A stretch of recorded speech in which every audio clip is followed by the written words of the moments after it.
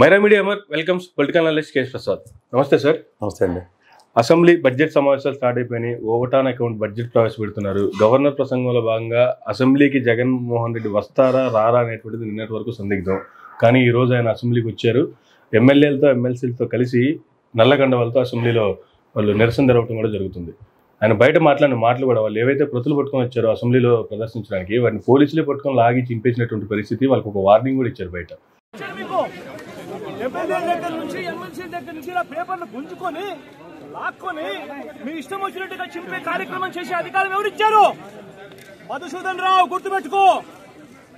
ఎల్లకాలం ఇలా మాదిరిగా ఉండదు. ప్రజాస్వామ్యంలో ఉన్నాం మనం. మీ టోపీ మీద ఉన్న సింహాలకు అర్థం ఏమిటో తెలుసా? అధికారంలో ఉన్న వాళ్ళకు సెల్యూట్ కొట్టడం కాదు, ప్రజాస్వామ్యాన్ని కాపాడడం కోసం మీరున్నారు. గుర్తుపెట్టుకోండి. ఏం చెప్తారు సార్ దీనికి సంబంధించి? ఇవన్నీ సర్వసాధారణం అండి. ఒకటి మాత్రం నేను చెప్పగలను సార్, ఇవాళ ప్రజాస్వామ్యంలో ఏం జరుగుతుందో అందరికీ తెలిసిన విషయాలు. ఈ గవర్నర్ ప్రసంగం, అడ్డు తగలడం, కాగితాల మొహం మీద ఎసరడం, ఇవన్నీ గత 10 ఏళ్ళు బట్టి ఇదే పని చూస్తున్నాం. ఎందుకు ప్రసంగిస్తాడో తెలియదు. అది ఇవాళ ఇంకా ప్రభుత్వమే ఫంక్షనింగ్ ఫుల్ ప్లెడ్జ్డ్గా స్టార్ట్ అవ్వకుండా పొట్టి శ్రీరాములు గారు 10 ఏళ్ల విభజన, ఇవాళ ఎన్డీఏ కోయిలేషన్ గవర్నమెంట్ ఇవాళ కూర్చుని ఉంది.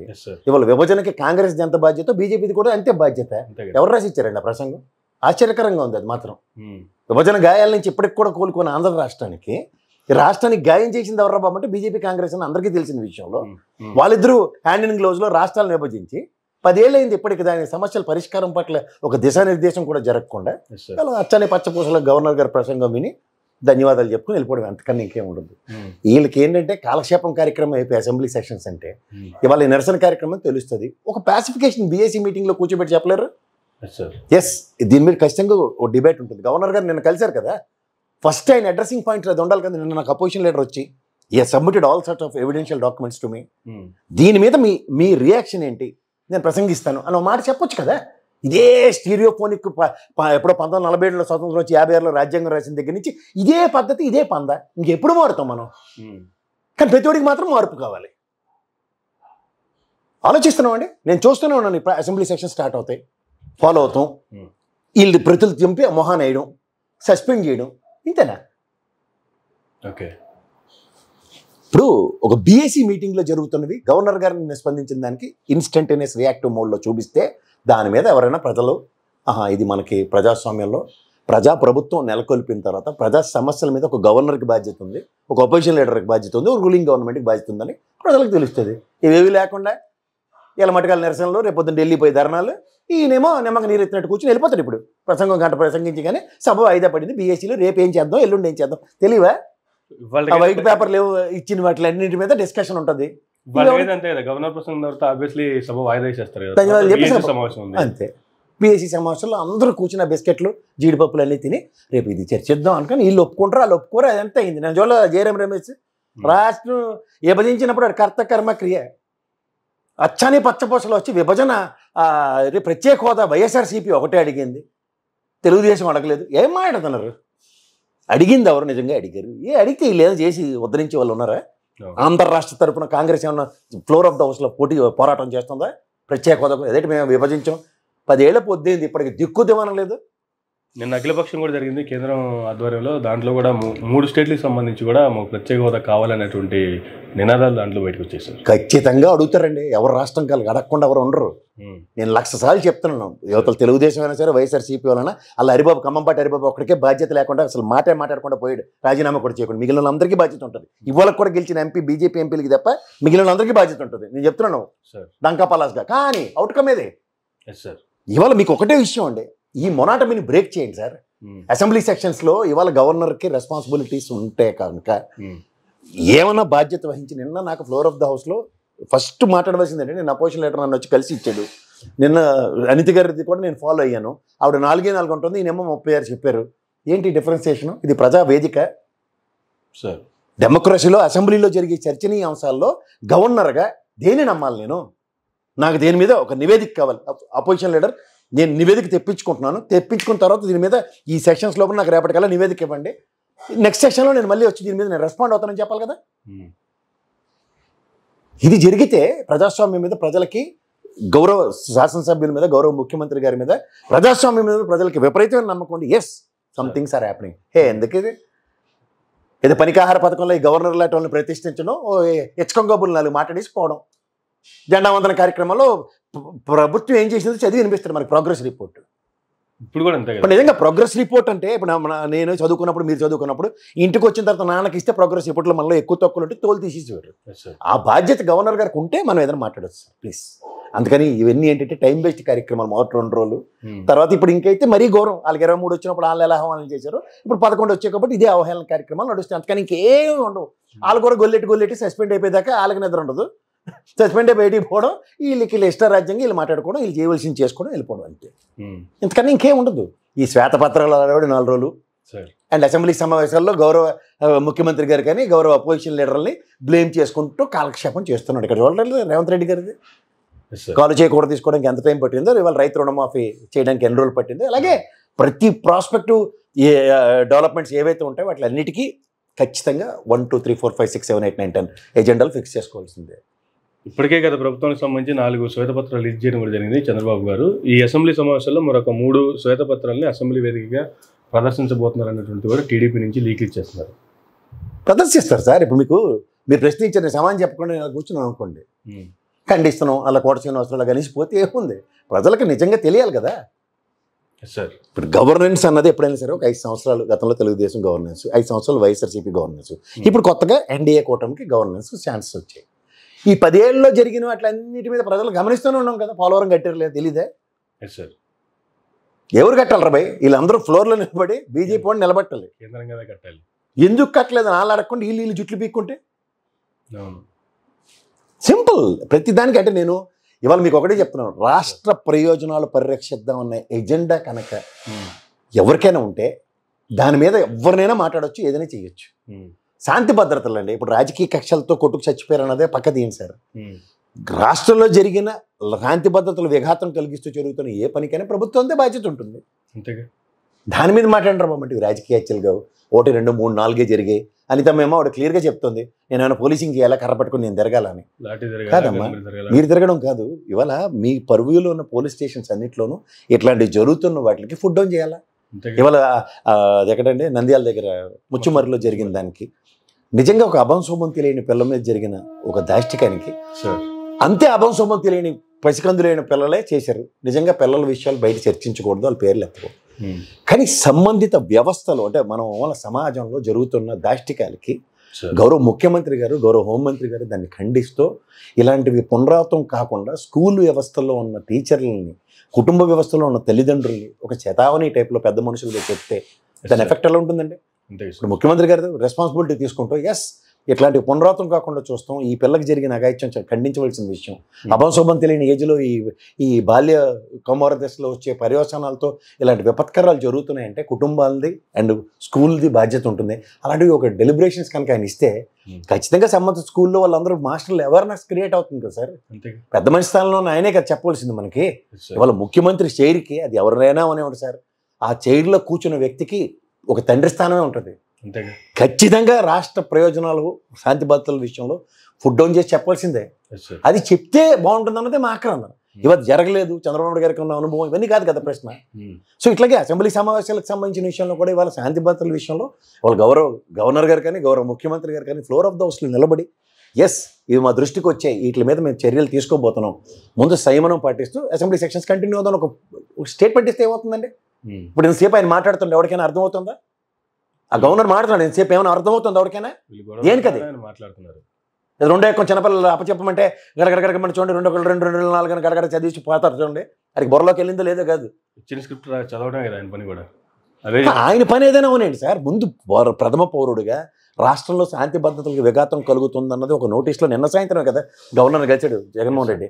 కలిసినప్పుడు వచ్చిన విషయాల్ని క్రోడీకరించుకొని ఎస్ నాకు దీని మీద ఎంక్వైరీ రిపోర్ట్ కావాలి, ఫ్లోర్ ఆఫ్ ద హౌస్లో నేను చెప్తున్నా గమనం ఉండండి అంటే అయిపోయింది కదా. అరే బాధ్యత వహిస్తున్నాడు గవర్నర్ అన్నప్పుడు ఇంకంతకన్నా ఇంకెవరు బాధ్యత వహిస్తారా?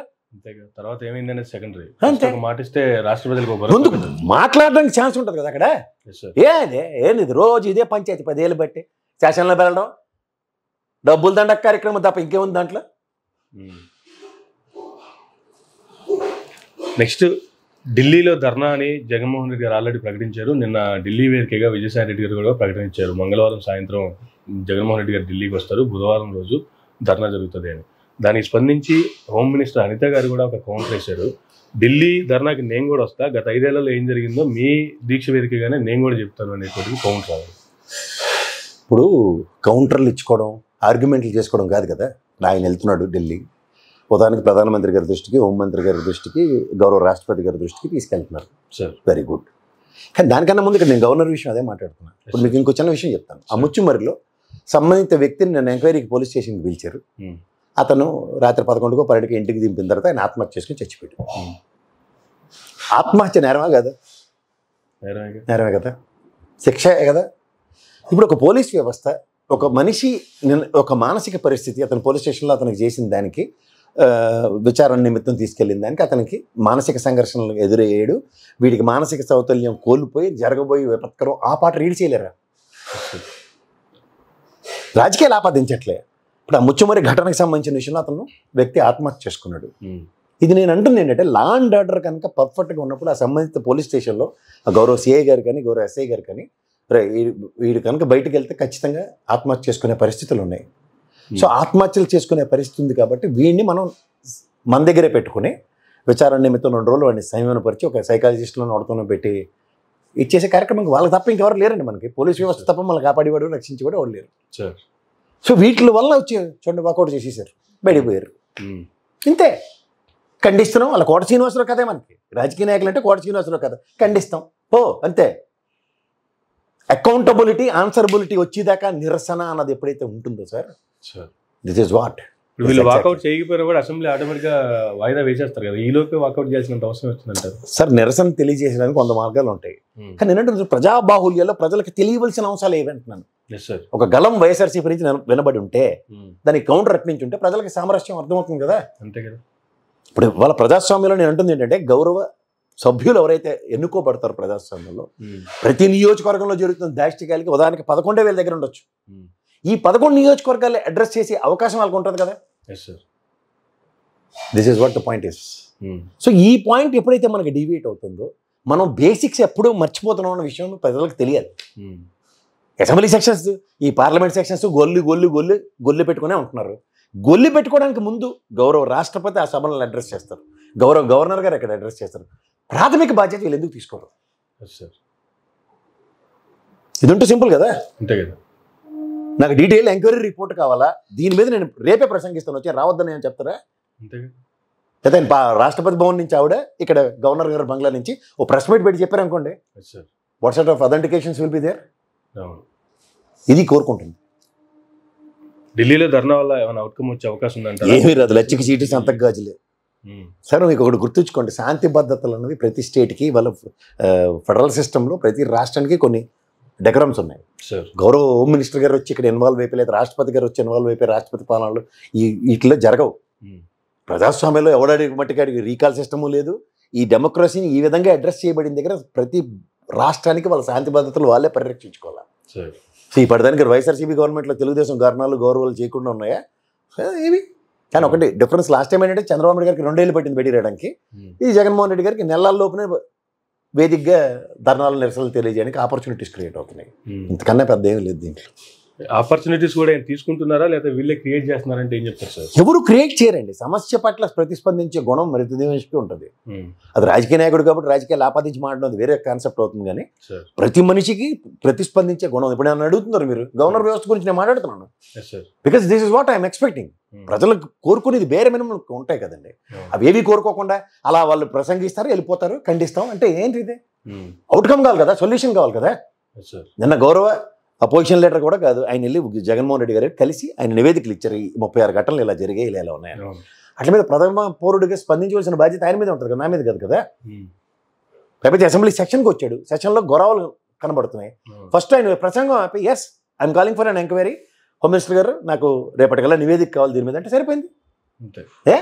ఎందుకు అడగరు?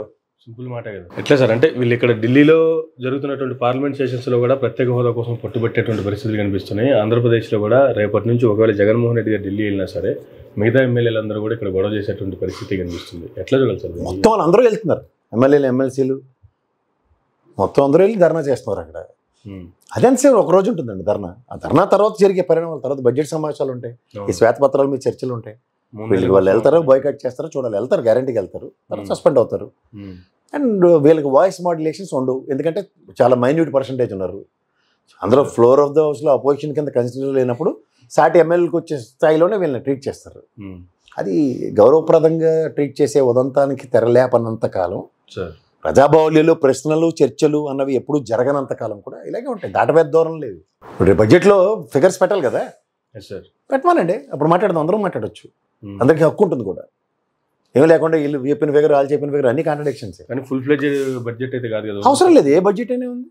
ఫస్ట్ ఓట్ ఆన్ అకౌంటే పెట్టమనండి, 3 నెలలకే పెట్టమనండి. గౌరవ నిర్మలా సీతారామన్ గారు కూడా పెడుతుంది బడ్జెట్, ఆవిడ 7-8 నెలలకే పెడుతుంది. Obvious it is. మనం ఏం చేయలేమండి దాంట్లో. ఫుల్ స్ట్రెంత్, ఫుల్ బెంచ్ ఉంది కదా అని బడ్జెట్లో పెట్టుకుంటూ కూర్చుంటే ఎక్కడి నుంచి తెస్తారు ఫైనాన్షియల్ రిసోర్సెస్ని? ఈ 3 నెలల బడ్జెట్లో అయినా సరే వాళ్ళు ఇచ్చినటువంటి హామీల మీద ఒక అవుట్కమ్ వచ్చే అవకాశం ఉందంటారా? ఇది ఫస్ట్ బడ్జెట్ ఇచ్చేసి ఆ తర్వాత మళ్ళీ నెక్స్ట్ సెషన్లో చూస్తాము. సార్, ఇందులో హామీలు ఏముండవు, రూపాయి రాకపోక ప్రజలకు అందరికీ తెలుసండి. అది ప్రజాబాహుల్యంలో ఓపెన్గా పెట్టి తీరాలి. ఈరోజు దాకా పేపర్ల త్రూ వచ్చి అన్నెసరీ ఫిగర్స్ కాకుండా యాక్యురేట్ ఫిగర్స్ వస్తాయి. యాక్యురేట్ ఫిగర్స్ నుంచి దేనికి ఎంత వ్యయం అవుతుందో, దేనికి ఎంత ఆదాయం ఉంటుందో క్లియర్గా ప్రజలకు తెలుస్తుంది. తర్వాత చర్చించడం సులువు అవుతుంది.